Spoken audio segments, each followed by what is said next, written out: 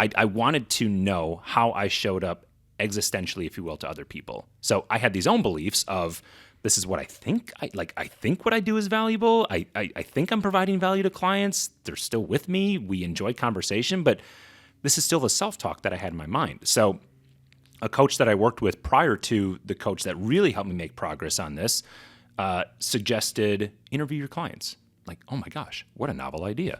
How about I actually ask the people in a very candid, comfortable way, what is it that we do that is valuable to you? How have I shown up in your life and delivered value? And what are so that was number one. Mm-hmm. Number two, what are the values and qualities that you see in me? The most common theme that I got was, and please don't, I'm not doing this to self-promote and say, oh, look at how good Adam is, right? Yeah, no. The values and qualities. I don't take it that way. The feedback that I got was, you're a really good listener. You ask really good questions. You're empathetic and you're genuine. Hello and welcome to the Chris Wolfe Podcast on iCode Media. Today, I'm about to have a great conversation with my friend Adam Cmejla. I landed in Indianapolis Executive Airport just to talk to him on my way out to West Virginia. So it's been a lot of fun to see his hangar, see his airplane. That's a whole other topic we're not going to really talk about. But Adam, one of the things that you and I have discussed over time, and Kyle Clutie and I have discussed over time, is the idea of optometrists doing all the things. And so that's what we're going to talk about today. There's actually going to be a two-parter, so please enjoy our conversation. As always, be sure to subscribe to the podcast, write a review, share it with your friends, and support those who support us. The most common questions I get include, what ophthalmological codes or evaluation and management codes should I use? What ICD-10 codes do I need to bill with this CPT code? What CPT codes can be billed together and what can't? And my favorite, how do I manage a patient who has diabetes who comes in for a quote-unquote routine eye exam? These questions really highlight the confusion and uncertainty that serves as a daunting hurdle for providers, makes it more challenging for them to care for their patients and provide those patients with the best opportunity for a lifetime of ocular health and clear vision. That's why we built iCode Education for this specific purpose. Our mission is to provide optometrists with resources to help you understand disease states, revenue cycles, and billing and coding so that you can put that on autopilot and truly care for your patients. Check out iCodeEducation.com. That's EYECODE education.com. We've developed a premier billing and coding bundle that includes all of our billing and coding resources in one place. We also have a 10% discount code just for listeners of this podcast.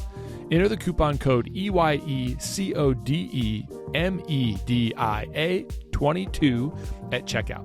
We'd love to work with you. Check out iCodeEducation.com.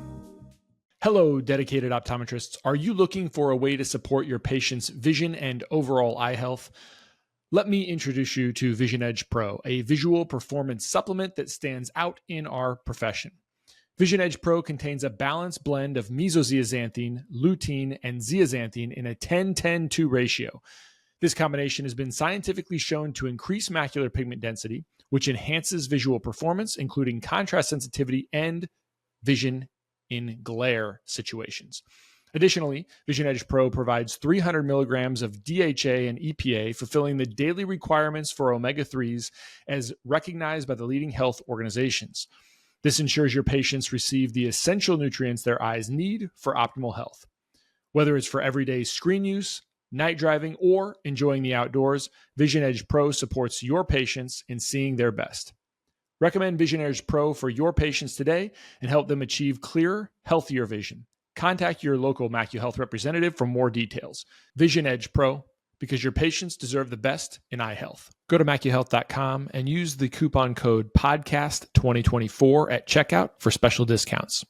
So Adam, thanks for doing this. And what I think, if I can give this a little bit of an introduction, on your recent podcast, you made a comment that optometrists ought to, I don't know, I'm not going to be able to parse your words exactly. We'll paraphrase it here. Yeah. So essentially, optometrists ought to manage all the things on purpose for patients that have those things coming in. And they need to obviously have a plan to be able to provide a comprehensive exam and then any other medically appropriate follow-ups related to that patient's chronic ocular diseases. And if optometrists aren't doing this, then nobody else is going to have the time or the know-how or the knowledge to do it. And so I'll pause there because obviously you and I have had a conversation about that. Kyle Clutie and you have had conversations related to that. But you see this as a financial advisor. So talk about that perspective a little bit. Yeah, and I appreciate the question and appreciate you stopping off here in Indianapolis. It's a testament to our friendship because we don't have the cheapest fuel here at our field. So the fact that you look at the cost of fuel and you're like, I like and want to have a conversation with Adam this much to pay our field rate of fuel. I'll see if I can get you a discount downstairs before you pay the way. But anyway, appreciate the question. The where that came in my mind, and again, all kudos and credit to Dr. Clutie for putting that out there. I think there was a LinkedIn post a long time ago that just really resonated with me. And I say this, and I think it was him, it might have been you, it was one of you two, where it was, stop being eye doctors that do refraction versus medical optometry. Let's just be eye doctors.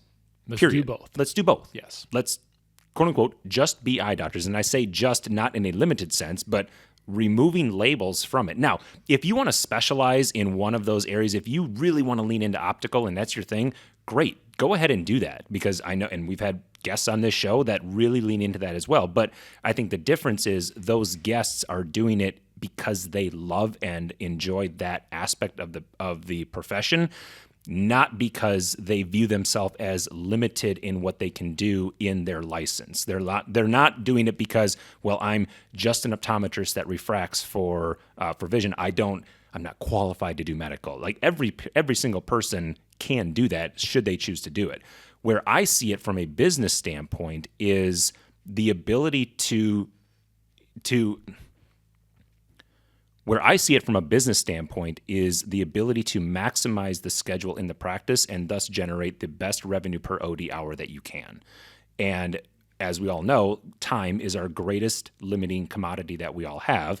And if we're choosing to be very selective in the work that we do with the patients in our practice, and we're saying no to people just because either we have a limiting belief or we don't want to do that for whatever reason, I wonder how many doctors out there have open spots on their schedule that are thinking, I'm not as busy as I want to be. I'm not making the revenue that I feel like I should be making. And the cause of that is because they're not practicing to the full scope of what they could. Does that make sense? Yeah, well, I think you hit on a point that I want to dig into a little bit deeper, which is the idea of a limiting belief. Mm-hmm. In your perspective, when you watch this and you talk to people, what do you think that limiting belief is? Oh my gosh, I think it stems from, it's a very, it hits home for me so much because I've personally dealt with this so much. I had limiting beliefs of myself as an advisor. I mean, I have found, I'm going to start like 8 different thoughts here because of how important this is. No, that's what we want. I, for the longest time, felt that because, full transparency, I didn't graduate with a finance degree. I didn't own my first investment until I got out of college. Investing wasn't talked about in my family. My grandparents owned mutual funds. That was about the extent of my experience in investing. So when I graduated from college with a degree with a human biology and chemistry degree with a minor in business from Wisconsin Green Bay, and I decided that after 8 months as a quality assurance engineer for a quality assurance associate, for a pharmaceutical company, that I'm going to go off on my own as an advisor with a national firm and be a financial advisor for people. Talk about a limiting belief of, so someone's going to give me a 25-year-old kid, relatively speaking, that has zero pedigree of, my resume didn't exactly scream, trust me with your life savings. And I'm supposed to go and ask people to invest hundreds, if not millions of dollars with me and trust me implicitly and explicitly with their life savings. Mm-hmm. You want to talk about an experiment in head trash? That was one on steroids. Mm-hmm. And the challenge with that is when you, there's a phrase that I've since internalized, be careful what you tell yourself because you're listening.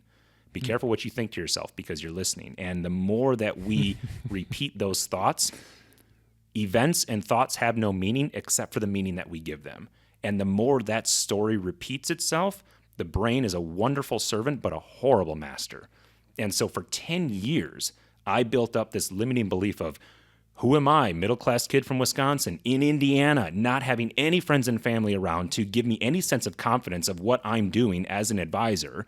Meanwhile, I've got the designations, I've got my certified financial planner, I have clients that have trusted me, like I've built a survivable, if we call that, business over the first 10 years, but yet, despite evidence to the contrary, I still saw myself as a very inexperienced and limited person.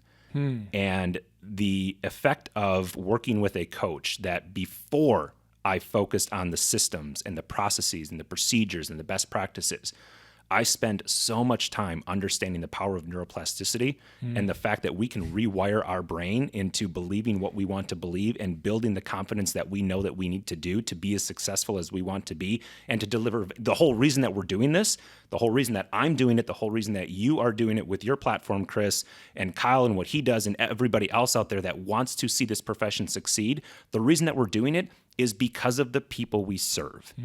We're not doing it for ourselves. At least I hope that's not why we're doing it. We're doing it because we can better the lives of the people that we serve. And if we insert that limiting belief in the scope of what we do, for me as an advisor and as a consultant, and for you as a clinician and a practitioner for your patients, dare I say, shame on us, because we're depriving the people that we otherwise could serve if we didn't believe in ourselves first.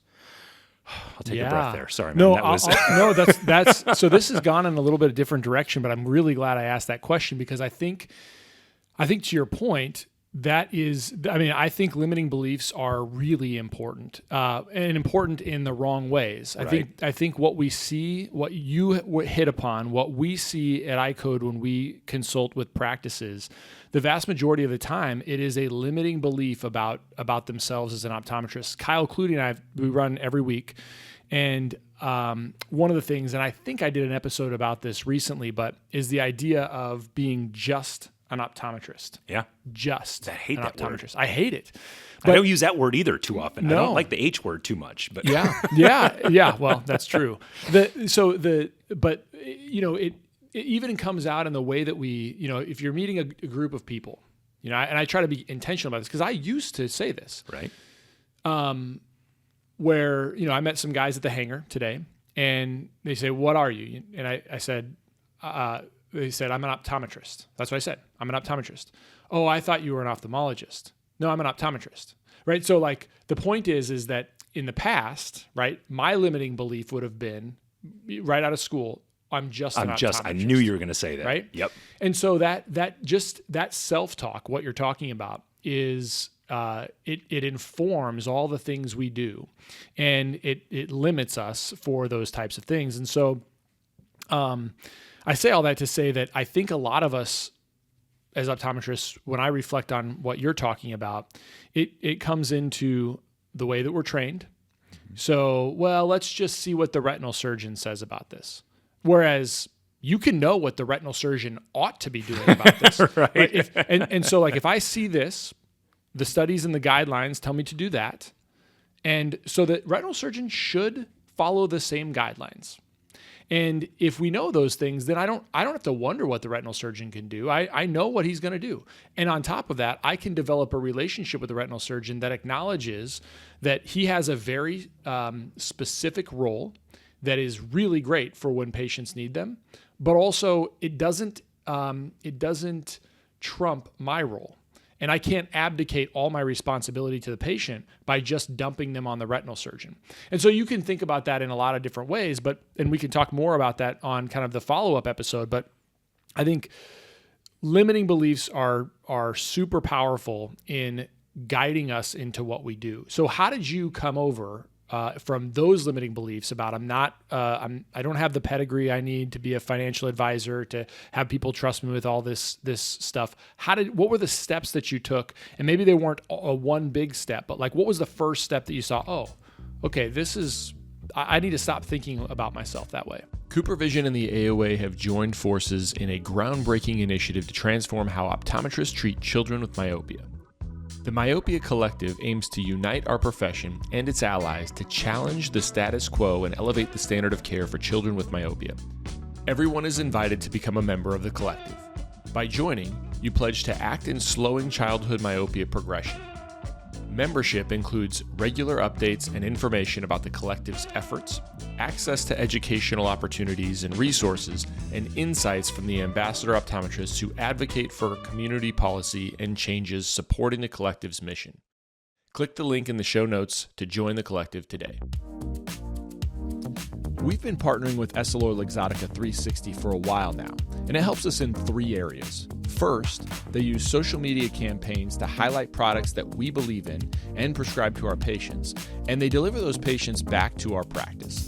Second, EssilorLuxottica 360 enhances our patient experience through staff training tools that help us simplify and streamline the way we communicate about our products and services. Lastly, but for my practice most importantly, it helps us make good business decisions related to our optical offerings. We will systematically and objectively analyze what our patients are purchasing and what they like, and removing products that our patients are not really using or not really drawn to. This, along with additional rebates and immediate savings, helps us continue to deliver high-quality products and services to our patients and keeps our practice resilient. Check out EssilorLuxottica 360 for yourself by visiting EssilorLuxottica360.com. I love this question because I have a couple of very concrete examples that worked very well for me. And again, full disclosure, are they going to work for everybody? No. Do I think that it would be challenging to say that they won't work in some capacity for everybody that's listening? I think that's I think that would be incorrect to say. I think this will work for everybody, maybe just to varying degrees. So the first thing that I did is I wanted to know how I showed up existentially, if you will, to other people. So I had these own beliefs of, this is what I think. I think what I do is valuable. I think I'm providing value to clients. They're still with me. We enjoy conversation, but this is still the self-talk that I had in my mind. So a coach that I worked with prior to the coach that really helped me make progress on this suggested interview your clients. Like, oh my gosh, what a novel idea. How about I actually ask the people in a very candid, comfortable way, what is it that we do that is valuable to you? How have I shown up in your life and delivered value? And what are so that was number one. Mm-hmm. Number two, what are the values and qualities that you see in me? The most common theme that I got was, and please don't, I'm not doing this to self-promote and say, oh, look at how good Adam is, right? Yeah, no. The values and qualities. I don't take it that way. The feedback that I got was, you're a really good listener. You ask really good questions. You're empathetic and you're genuine. Like those were, and I have a Word document that has the feedback. I interviewed probably 15 to 20 clients. And yeah, I was selective in them. I looked at, all right, who are the best clients that I love serving? And if I could replicate each of those 5 to 10 times, I feel like I'd be the happiest advisor in the world. And I think that they would be the happiest clients. Mm-hmm. And so I got a lot of that feedback. So the first question was, what have I done for you that's been valuable? Tell me, give me that self-affirmation, or give me that reaffirmation. Number two, what are the values and qualities that you see in me? And number three, how do you feel after we have worked together? How do you feel about this relationship? Like, I wanted to know that it wasn't just what I was doing. See, I use that word just, right? Mm-hmm. It wasn't just what I was doing. It was, how did that manifest in their life? What was the feeling that they had because of the work that we did together? So that was the first exercise that I did. The other exercise that I did is I became a very good journaler. I love journaling. I think for me, and I don't remember who this quote is attributed to, but it's a poet, I believe, and she said, I didn't know what I was thinking until I started writing. And I have found that to be very, very true for myself, that there is something magical that happens when we take the thoughts that we think we are thinking and we start writing about them.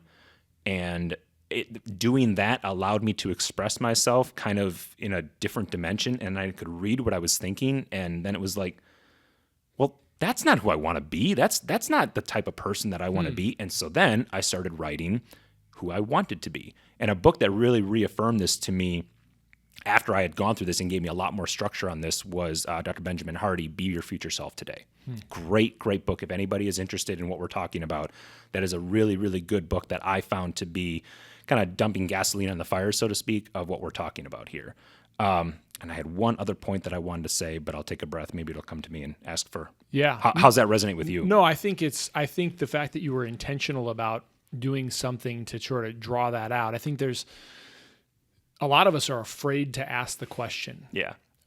even no matter how successful we are, what do you like about the things that I do in our relationship that helps you out? That's a real challenge. And practices that thrive, that I see that thrive, they are asking their patients for their Google reviews. Yes, and they're asking exactly. so they're sort of doing this intuitively, but there is a maybe you maybe don't want to know the answer. Yeah, 100%. If I was asked scared you, to do that. Yeah, but I mean we shouldn't be. I think that's the thing is like there's probably if you have a practice that has, let's just say, mild success, you have raving fans. You just need to ask them what they like about you and what they like. I think that's really powerful. I think what we should do, Adam, is, we talked about this being a two-parter. What I think we should do is kick this over to 2020 Money and finish up the conversation on your podcast. And so for all of the listeners to the Chris Wolfe podcast, please join us over on the 2020 podcast, and we'll continue this discussion. We'll talk about kind of limiting beliefs, how to get over those limiting beliefs, and then really whatever Adam wants to ask me about. I have some ideas on how we can complement what we just went through in this conversation over there. So all right. Appreciate the cross-pollination here on the shows, and have enjoyed the conversation thus far, Chris. Yeah, thanks, Adam. Great. So thanks, everybody, for joining us. I hope it was helpful. I will see you over on the 2020 Money podcast. Hey, if you enjoyed this episode, make sure to subscribe to us on Apple Podcasts and our YouTube channel, both linked in the show notes. Now, here's something exciting. We're giving away a 1-year subscription to Comprehensive Optometry Simplified. All you have to do is leave us a review on Apple Podcasts, take a screenshot, and email it to me at questions@icodeeducation.com. We'll put that in the show notes as well. We'll be selecting a winner on December 15th, so don't miss your chance to get access to this valuable resource. Thanks again for listening. I can't wait to see your reviews.